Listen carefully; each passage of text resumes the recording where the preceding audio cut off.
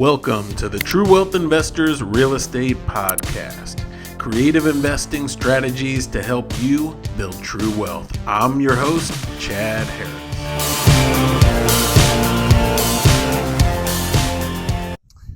Hey, welcome back, True Wealth Investors Real Estate Podcast. Always glad to have you here. And as always, appreciate it if you would subscribe, leave a comment if you're watching, if you're listening on Apple Podcasts, leave us a rating and review. That really helps other people find out about us. So one of our core beliefs here with True Wealth is that we build a business to support our life instead of having business run our life. All right. And so we always want to have that in mind. So today's topic, it's a recording from a Real Estate 101 teaching I did recently, where I was reviewing the different types of investing you can do and what the benefits of those are. Because a lot of times people struggle with, what should I start with? Should I start wholesaling? Should I start with rentals? And really it depends with what our end goal is. So what's your end goal? What's the vision you're trying to accomplish? And based on that, whether you want money quickly, whether you want to build wealth, whether you want quick cash, that'll determine what types of deals you should focus on. And I always recommend you start with the deal that's going to lead to the end result you want. All right. So with that in mind, enjoy the episode. Leave me a comment or send me a question, chad@truewealthinvestors.com. Okay, so main investing techniques. And we're going to go through each of these: wholesaling, retail flipping, buy and hold investing, selling on terms, notes, buying multifamily, doing lease options, or being a private lender. And those are just I would say the primary ones. It's not a complete list. Are there any other kind of investing techniques you guys want to cover tonight besides this list?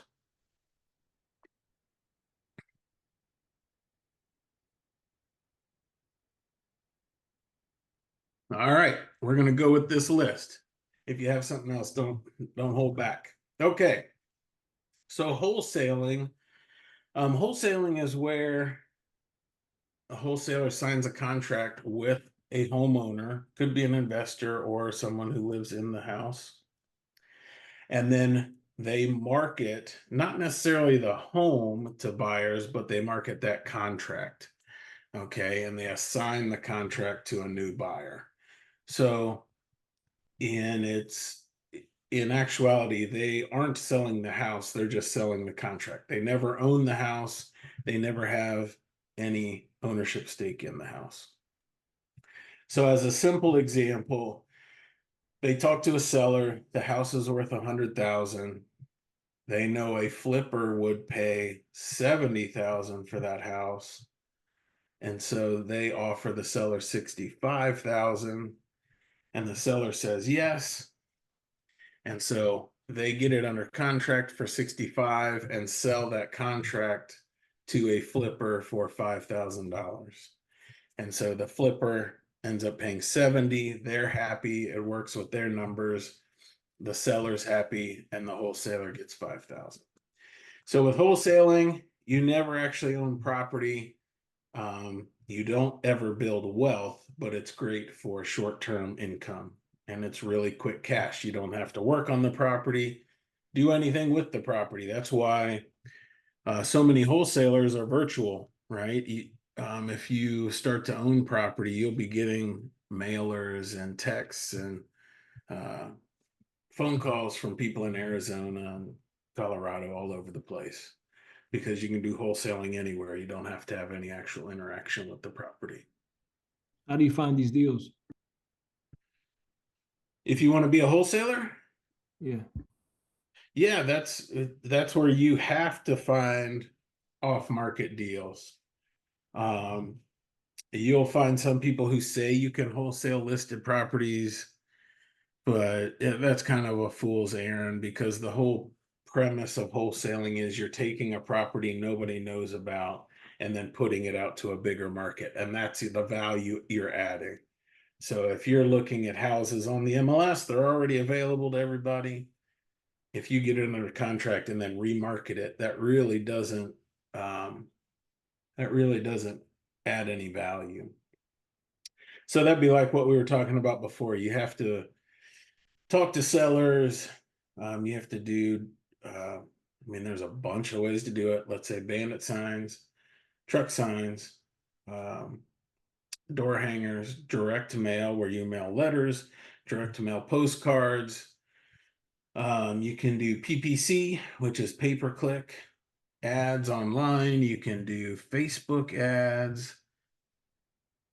All of those are ways to get in contact with sellers who have a house they want to sell.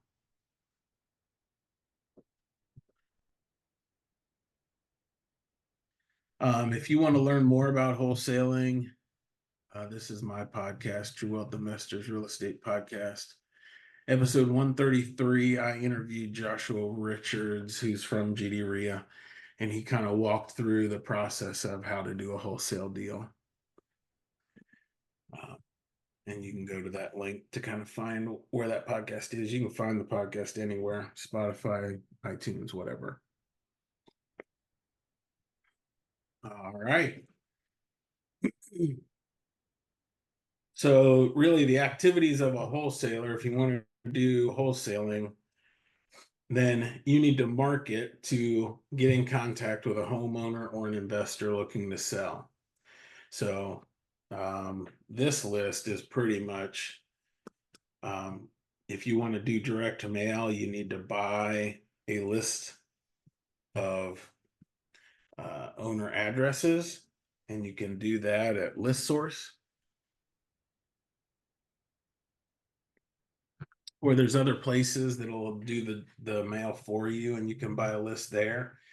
But you're going to need to say kind of what kind of owner you want to talk to. So let's say a real standard one would be you want to only market to out-of-state owners who have 50% equity in the home in a certain zip code. And you can go online and buy that list. It'll give you those names and addresses, and then you send mail to those people, or you skip trace that list, and it'll give you phone numbers, and then you call them or text them. Once you talk to the seller and you get the house under contract, then you would remarket that through social media or remarket it through a buyer's list. Right now is still a buyer's market. So if you get it under contract, it's easy. You just need to post that deal on Facebook group and you'll be able to sell the deal. It says a buyer's market now. Correct. What makes that supply and demand? That's why. No. Sorry. It is still a seller's market. Yeah, There's that's what I thought. very high demand. Sorry. Holy mackerel. I had my ear pop here. I don't know what's going on with me. I'm getting old. We Yeah, all it's still a seller's market. So if you get the good deal under contract, it is very easy to sell. Yeah, sorry about that, Angel. Thank you for pointing that out. Yeah, if you're doing wholesaling, it takes a lot of work on the front end, right? My son right now is working for a wholesaling company. He makes 60 phone calls a day. It's a lot of work. It takes a lot of effort to find that deal, but then once you find the deal, it's very easy to get rid of it. And then once you are looking at the home, talking to the seller, you're going to need to be able to figure out what the ARV is, or the after repair value, so that you know kind of what a good deal is or what to get it under contract for. How do you figure that out? The ARV, is that experience or? No, ARV is as long as the property is 1 to 4 doors, the after repair value is based on comps. And your your comps, you can look on Zillow or Redfin or whatever and just see comparable properties that sold in that area and what they sold for. Um, I had another podcast episode from the bus tour, a local realtor, Cindy Komchak, who's awesome to work with. She explains how to figure comps. So if you go to the podcast, you can listen to her explain how to figure comps. But that's the simplest form of it. If you have land gets a little more complicated on comps, but generally it's the ballpark is it's figured a price per acre, and then it's going to vary if there's buildings or utilities or timber. If you're looking at a multifamily property, 5 doors or more, then your ARV is figured on. You have to be able to figure the NOI, which is the net operating income. That's the profitability of the property, and multiply that times the cap rate. So you don't look at comps if it's multifamily. The NOI is just the rent, right? And then you multiply that by whatever doors, and then you times it by 12. No, that would be your gross scheduled rent, but NOI is so to figure NOI, you're going to have your gross scheduled rent minus vacancy, and Five that's percent. going to be your GOI, gross operating income, and then you subtract out your expenses, which are generally the acronym TIMMUR, TIMMUR. It's taxes, insurance, management, maintenance, utilities, and repairs. And once you subtract out those expenses, that gives you NOI, which is the net operating income of the property. And net operating income of a property never considers financing. So it is always figured as if you paid all cash so that you can compare properties, because each property may come with different financing. So if you want to figure out the actual cash flow on a property, you need to figure the NOI and then subtract out your cost of financing or the loan payment. That's a good question. Does that make sense to everybody? Yeah. All right. Vacancy, generally I'll use 10% if it's a tougher neighborhood, or if it's a better neighborhood, 3 to 5%.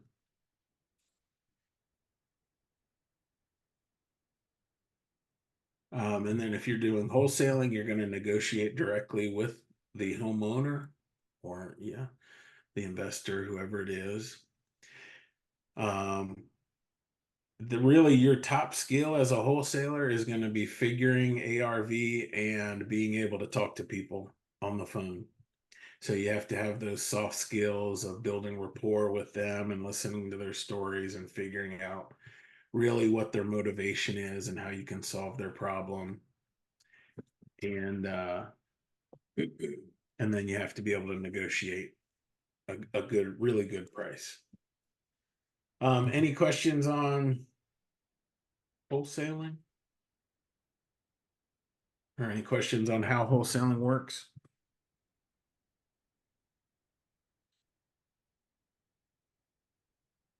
All right.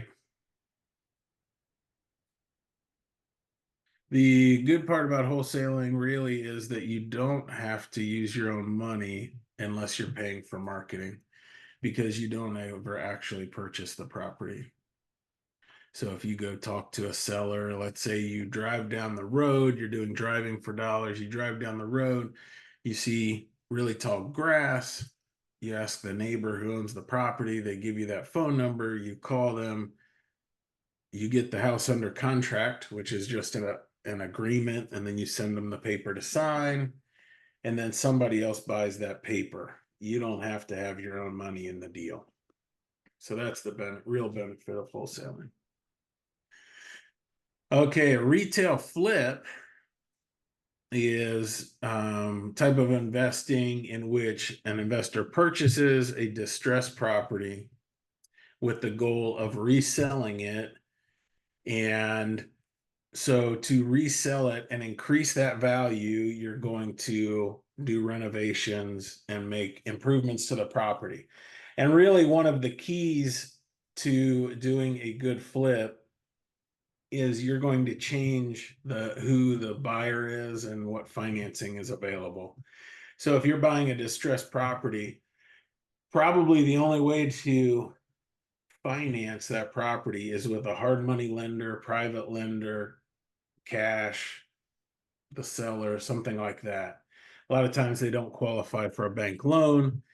And then you want to do a really good rehab so that your end buyer is a first time home buyer, or they're buying it for their residence, and they're going to use an FHA loan in which they'll push the price as high as possible because they don't really have to bring much of their own money to closing. Okay. So if you not only change the condition of the property, but also change the financing, that will change the price of the property and the value you get, or the return you get. So if you're doing flipping, you may hold that property anywhere from 4 months to 6 months, 9 months while you're doing the rehab, or your contractors are doing the rehab. So you hold the property longer. You're going to have some money generally, or be able to raise money from a private lender to fund the deal. And you have to understand renovations. But generally, you get a higher profit when you sell it. Okay. Now, both of those, wholesaling and doing a retail flip, there are no tax benefits because both of those are pretty much like doing a job. You have a business that generates cash flow, um, but it's still just standard earned income. There aren't any tax benefits to it unless you hold the property over a year. Okay, so the activities, if you're doing retail flipping, you're gonna find a good deal, and that could be where you're talking to a wholesaler. It could be where you market directly to sellers and negotiate directly with the seller, or it could be where you make a lot of offers online on listed properties, and maybe you're going to do something weird to really generate like a lot of value in that rehab. Maybe you're going to turn an attic into a bedroom, or turn a dining room into a bedroom, or um, maybe like land. A lot of people will buy a large piece and then split it up, because smaller pieces you get more per acre. So there has to be some way that you increase the value of that property. You need to evaluate the property. You need to understand numbers, estimates for rehab and holding costs. So the whole time you are working on that property, you're going to have to be paying for financing, paying the taxes and insurance, paying utilities, lawn care, all of those holding costs. Okay.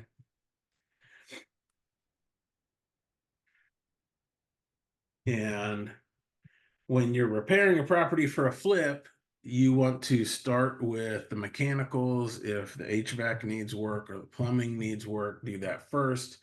You need to do exterior things that weatherize the property, roofs, windows, before you do anything inside. Your kitchen and bath areas are where you get the best return for your money. So if you talk to Cindy Kumchak, she would say that the guy, when they come to look at the house, they're looking at the garage and the backyard. But generally, the wife is looking at the kitchen and bath. So that's really where you want your money to be on the rehab.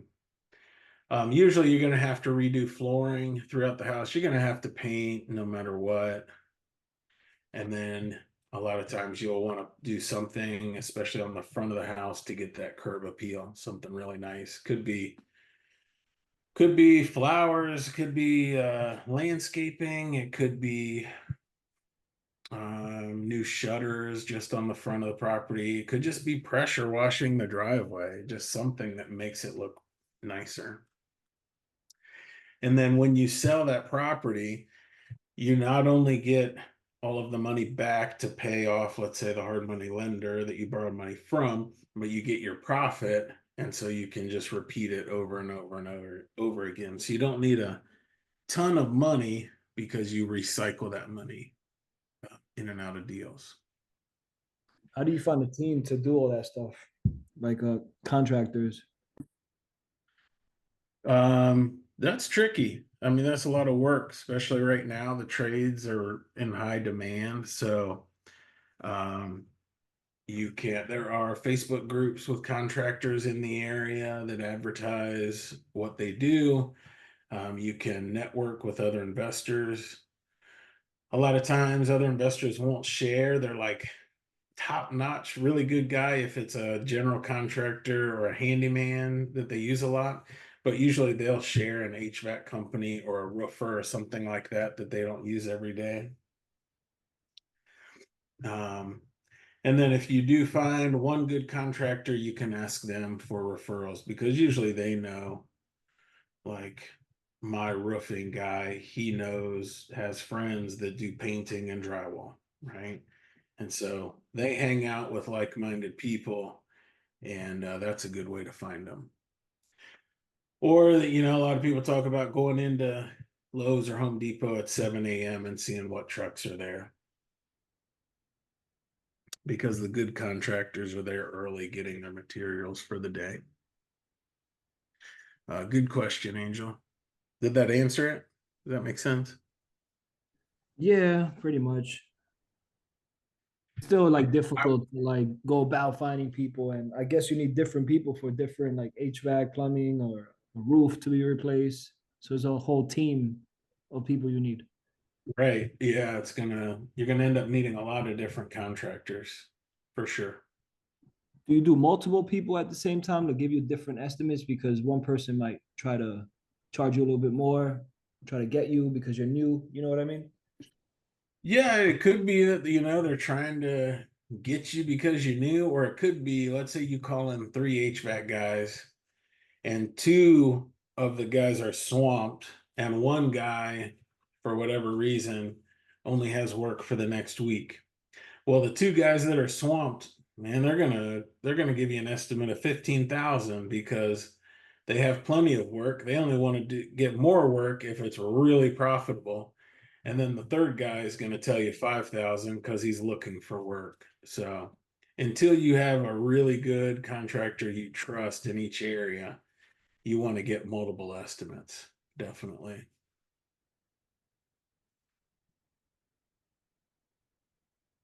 Okay, buy and hold investing is where you buy a house, could be an apartment, condo, or land, and then you rent that to an individual or business. Okay. Um, for a lot of people, buy and hold is what they want to get to eventually because there are a lot of benefits to it. You don't get cash really quickly up front, but you make money each month from rent, ideally. And over time, that house or property gets more valuable and rents go up. And so the longer you hold that property, the better it gets. Okay. Um, there are some ways if you're doing the Burr strategy and you're doing private money, or if you're raising money from private lenders, there are ways you can make money on the front end when you buy the house, make money on the refinance, and so it's not as slow as you would think. So that's really the best way to grow a portfolio of properties. But really, buy and hold investing is a long-term investment. Even if you've been in it a long time, you're still going to have months where just everything goes wrong, and um, maybe a couple AC units go out, or you have a couple roof issues. There's no way to manage expenses, so you're going to have some good months and some bad months. But over time, that's how you build wealth because you actually own the property. All right. So with if you're a buy and hold investor, it can get complicated because generally you have all the contractors flipping, but you also need to learn property management if you're going to manage it yourself. If you hire a property manager, really that's 50-50. You're going to need to be able to manage the manager. So even if you hire a manager, you still need to understand the core concepts of property management, how to list a property, how to determine if an applicant is going to be a good tenant, how to collect rent, how to handle work orders, things like that. Um, but if you do, it's really worthwhile. Any questions on buy and hold?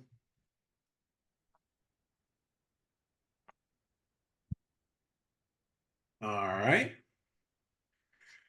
Um, so if you're going to be buy and hold, you're going to rehab the property to the level of other rentals in the area, not to the same level as a flip. You're going to need to have a lease, determine fair market rent. I would recommend Rentometer. Advertise for tenants. You need to have a basic understanding of fair housing and be able to do background checks. It's kind of the basics for filling a unit. And then once you're managing the unit, you need to be able to have a way to collect rent, take work orders or maintenance requests from tenants, and give those to contractors are kind of the basics, and have a move out process for when somebody does move out. Okay, selling a property on terms. This is similar to buy and hold, because you still get monthly payments, but the tenant buyer is responsible for all maintenance and their payment won't change over time. So if we sell a property on terms, the amount of money we get each month will stay that way as long as that loan is in place, and whatever appreciation there is on the property, that buyer gets the appreciation. But I have a house that I am selling right now, that we have under contract for sale, and it needs some work.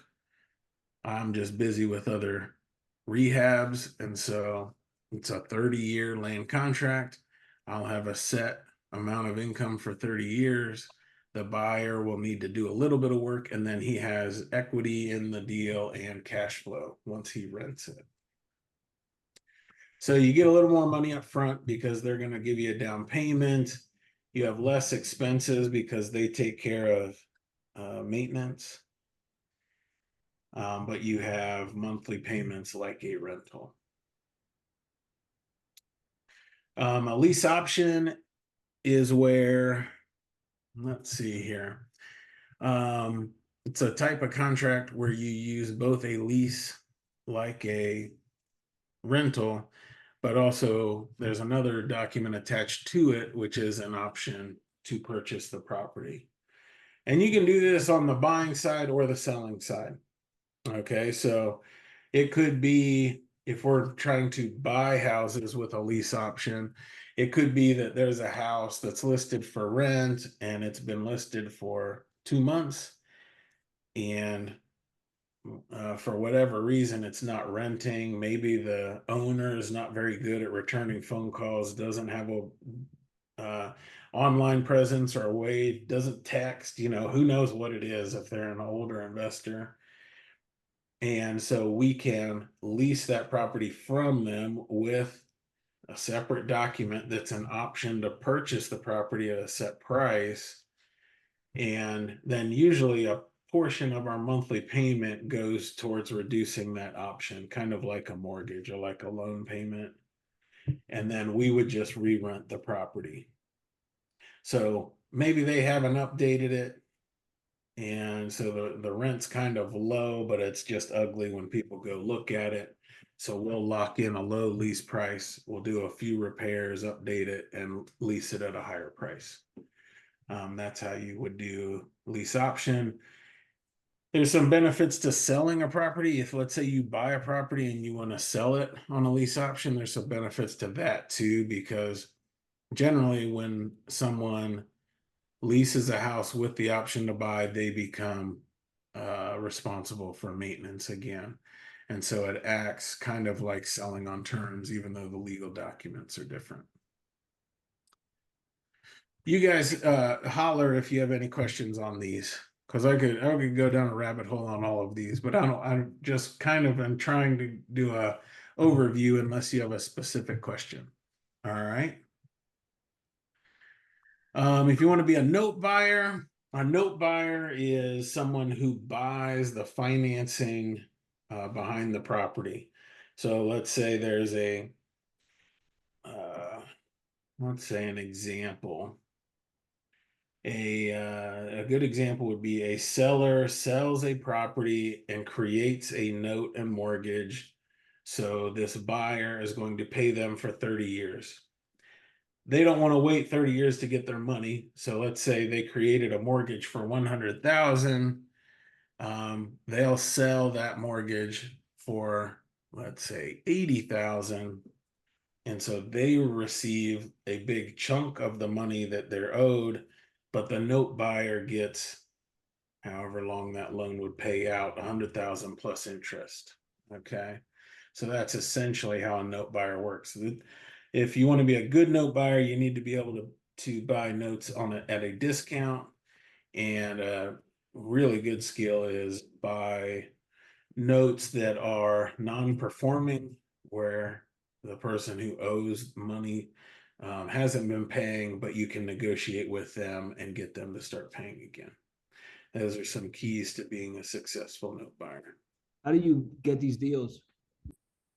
Note, yeah, if you're going to be a note buyer, that is actually kind of tricky, and it really has to be either through networking and just finding people who are looking to get the money that they're owed faster. Or you can join, there are some big national note buying groups where the organization will buy a whole reel of loans and then they'll sell out individual loans to people in the group. But it is a little tricky. Um, So what specifies that you own that property? Just a document, and then pretty much you're getting long-term income. well, with note buying, you would not own the property. You would own the loan on the property. Um, and so you can, if this was something you really wanted to do, you can look up loan holders and market directly to them. So I have, because I'll sell properties on terms, I create notes. And like this one I'm selling now, it's a 30-year land contract. So I get marketing from note buyers where they want to buy that 30-year stream of payments. So you're the bank, pretty much, Correct. Yeah. and then they're paying you for 30 years. Yeah. What if they Yep. don't pay you? What if they can't pay for some reason? Like, you know how tenants can't pay you and you take them to court for eviction? What if they can't pay you in that sense? Yeah, so it depends on the legal documents used. If it's a land contract, it's just like a tenant where you would do an eviction as long as it's less than 5 years and they've paid less than 20% of the value of the property. After that, or if you have a mortgage, you're just like the banks, you'd have the foreclosure process instead of an eviction. Okay. And what's the minimum you would need for investing in that? I know it depends on the price, but what's like a minimum to start? To be a note buyer, the minimum to start. Okay. I mean, that's a complicated question, Angel. That's a good question. I like the question. I like, okay. Kind of Dayton has lower home prices than most areas of the country. So if you were just doing a real easy bread and butter, you're going to buy a note at a discount. Maybe you need 50,000 to buy your first note. I don't know. It's going to depend on the size of the note, right? And whether you're buying a first or a second. The tricky part gets into if you can find a really good deal on a note, and let's say you buy note investing can get super creative. So let's say just as a ballpark example, you buy a note and it has 20 years of payments left on it. And let's say you invested, no, 50,000, but you got it at a steep discount and you renegotiated with the person who owes the money. So they start paying again. So it goes from a non-performing note to a performing note. Well, then you can sell chunks of that.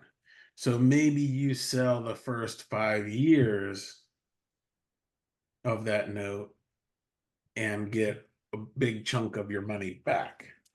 Or maybe you sell the tail. A lot of people like to sell the front end. So if you have 20 years of payments, maybe you sell the first 5 years, get a lot of your money back, and you're not going to make anything for 5 years. But after that fifth year, you still have 15 years of payments left, and you don't have very much money, very much of your own money still left in the deal.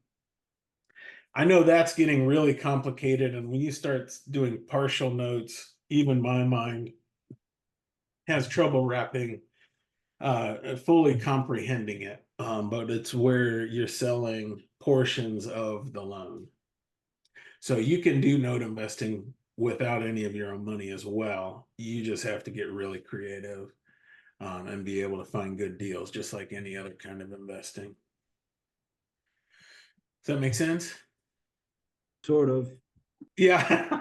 Well, I appreciate your honesty because it's just complicated, and I wouldn't worry about it. Um, if that's something you're really, let's say note buying is like what you are really interested in, then I would get a book on it. There are really good speakers and people who teach note investing. You can look up Eddie Speed. He has a big group on note buying, and they get super creative where they don't have to use any of their own money, and they're one of those that buy big bundles of loans and then market it out. So that would be a good person to look up if you're really interested in it. Is this the most passive way for real estate investing? You would say? It is a passive way because you don't even own the house, right? You only own the financing. Is it the most passive way? I don't know. Anything where I become the bank is very passive, right? Because I don't have maintenance, I don't have contractors, I don't have tenants. I just have buyers who owe money. And so um, we can either become the bank by buying the note, we can become the bank by creating the note.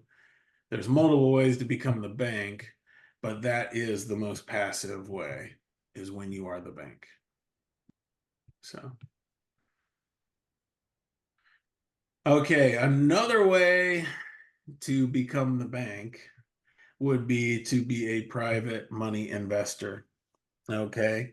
And so this is where essentially you are the lender or the bank in deals.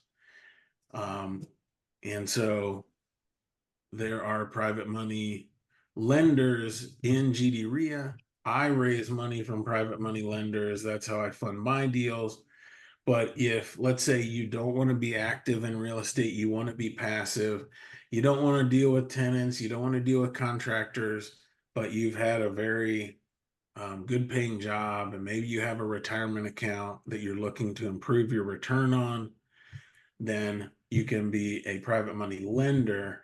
And that's where you simply fund the deal and you are the bank. You have a note created or create a note and you get a return on your money, just like the bank. Is that return monthly or Usually it's monthly. Yeah. So usually, it would be maybe 8% interest, interest only payments, monthly interest only payments, and usually in the real estate space, these are short-term loans, 12 months or less. Usually in the real estate space, you have points. Um, if you raise money from private lenders not in real estate, then it's just simple interest. And so my typical is 6% interest interest only payments made monthly for 10 years is my standard loan. And if you guys don't quite understand points, that's okay. But it's simply, a point is an origination fee for the loan, and 1 point is 1% of the loan. So if you talk to a hard money lender, and you say, "What are your rates?" They may say 3 points and 12%, or 3 and 12, 5 and 15.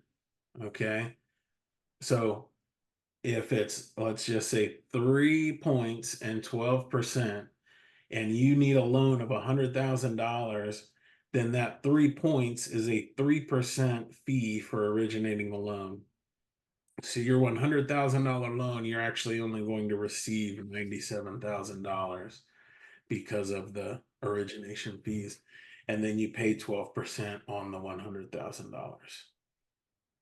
We are adding new episodes every week, so make sure and subscribe and check out all of our content at truewealthinvestors.com.